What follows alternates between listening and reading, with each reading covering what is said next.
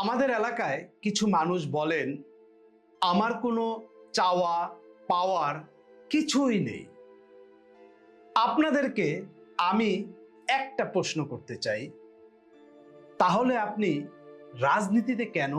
আমি কাউকে ছোট করছি না, আমি শুধু একটা বিষয় পরিষ্কার করে বলতে চাই, যদি চাওয়া না থাকে, যদি লক্ষ্য না থাকে, তাহলে মানুষের জন্য কাজ করার পরিকল্পনাটা কোথায়? কারণ একটা এলাকা উন্নয়ন করতে হলে কি করতে চান তা জানতে হয়, কিভাবে করতে চান তা জানতে হয়, কোথা থেকে আনতে চান সেটাও জানতে হয়। শুধু আমি কিছু চাই না বললে হয় না।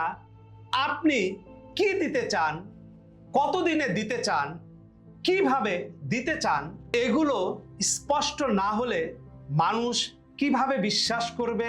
আমি পরিষ্কার করে বলতে চাই, আমার লক্ষ্য আছে, আমার পরিকল্পনা আছে এবং আমি জানি কিভাবে সেই কাজগুলো শুরু করতে হয়। আমি প্রতিশ্রুতি দিতে চাই না, আমি কাজের রোডম্যাপ দিতে চাই।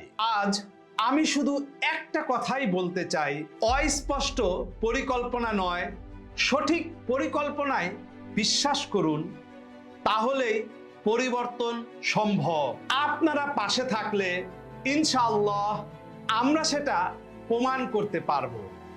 আপনারা সকলেই আমার জন্য দোয়া করবেন। আসসালামু আলাইকুম ওয়া রাহমাতুল্লাহি ওয়া বারাকাতুহু।